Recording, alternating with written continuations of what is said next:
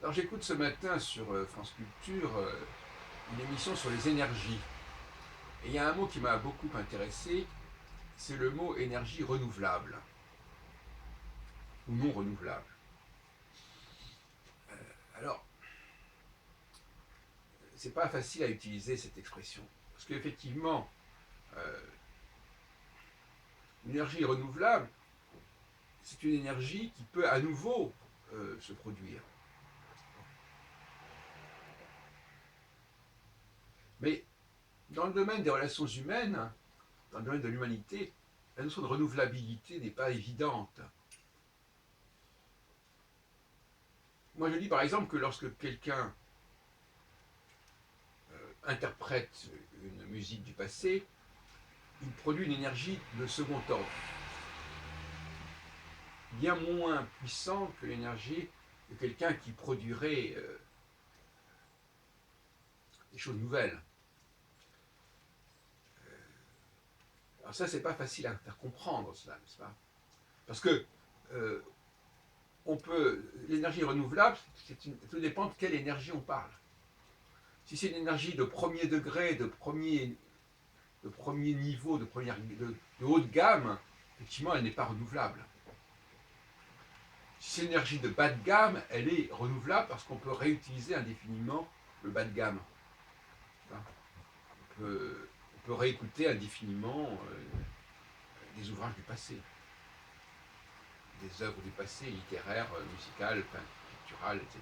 On peut réutiliser aussi des films. Donc on peut recycler, ce qui n'est pas la même chose que la cyclicité, on peut recycler des produits. Voilà. Et quelque part, quand on va à un concert, on assiste à du recyclage. Alors, il y a des gens qui sont spécialisés dans le recyclage. C'est-à-dire qu'ils vous jouent une pièce comme ça, et puis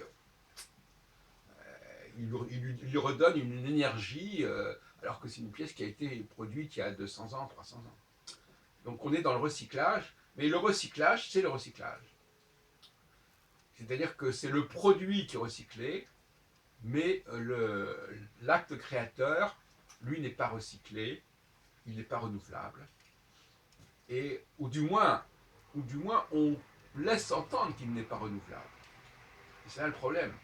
Les femmes, elles, sont convaincues que l'énergie créatrice n'est pas renouvelable, elles le savent très bien, qu'elles ne sont pas capables elles-mêmes d'apporter un renouveau à cette énergie créatrice, et donc elles fonctionnent comme cela, plutôt que de faire appel à l'énergie créatrice renouvelable des hommes. Donc l'acte d'aller écouter des œuvres anciennes, c'est un acte d'émancipation par rapport au pouvoir masculin. En disant, voilà, bon, on n'a pas besoin de nouvelles énergies renouvelables, on va recycler ce que les hommes ont fait dans le passé, et ça sera bien suffisant. Comme on dit en anglais, it will be good enough. Good enough, ça sera bien assez. Donc, le rapport des femmes à des produits recyclés est extrêmement ambigu, extrêmement problématique. Quelqu'un qui préfère utiliser une énergie recyclée à puiser dans une énergie renouvelable. Par exemple, moi, quand je joue du piano, c'est l'énergie renouvelable. Je peux vous rejouer, je peux vous jouer quelque chose de tout à fait nouveau tous les jours. C'est renouvelable. Beaucoup d'activités sont renouvelables. Mais quelqu'un qui joue des pièces qui sont déjà connues, ces pièces ne sont pas renouvelables. Parce que le stock de ces pièces, il est limité. Il est déjà établi en quelque sorte. Une fois pour toutes. Alors on va pouvoir puiser effectivement dans ce stock. Voyez-vous, en fin de compte, on s'aperçoit que l'humanité a inventé, sous le nom de culture, une pseudo-énergie renouvelable. Alors que dans le domaine de l'énergie, véritablement, on constate qu'effectivement, il y a des stocks qui s'épuisent, on le sait. Il y a des gisements s'épuisent.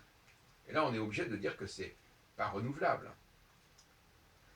On pourrait bien sûr renouveler, c'est ce qu'on fait par le triage. Hein.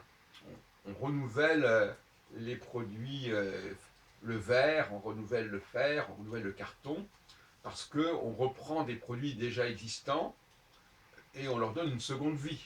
Voilà. Parce que moi, c'est ce que j'appelle le malthusianisme ou le néo-malthusianisme. C'est-à-dire on a un ensemble limité, mais il faut savoir faire avec. Il faut savoir, c'est le système D. Il faut savoir, voilà, c'est le rationnement. Bon, on sait qu'on n'a pas grand-chose, mais on va faire au mieux. On va, comme il y avait une publicité actuellement dans les journaux, apprenez à utiliser les restes. Alors, apprenez, alors les restes, ben voilà, on a des restes. D'ailleurs, je ne suis pas contre en soi, enfin, j'ai quand même des idées sur la diététique qui sont quand même assez précises, mais effectivement, utilisons les restes. Donc, vous avez donc deux mentalités qui se juxtaposent, qui se côtoient. Les femmes qui vont utiliser les restes, qui vont recycler, parce qu'elles ont le sentiment, finalement, qu'elles ne peuvent pas reproduire, c'est même pas le question, elles ne peuvent même pas produire autre chose de nouveau, à part des gosses. Hein. Bon. Alors ça, c'est un autre problème, la procréation, c'est un problème un peu compliqué. Mais de manière générale, elles ne sont pas dans le renouvelable.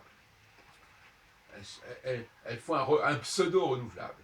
En revanche, les hommes, eux, ils ont une conviction beaucoup plus profonde que les choses sont renouvelables. Et donc, par conséquent, ils n'ont pas un même rapport à l'écologie, ils n'ont pas un même rapport à l'énergie. Hein.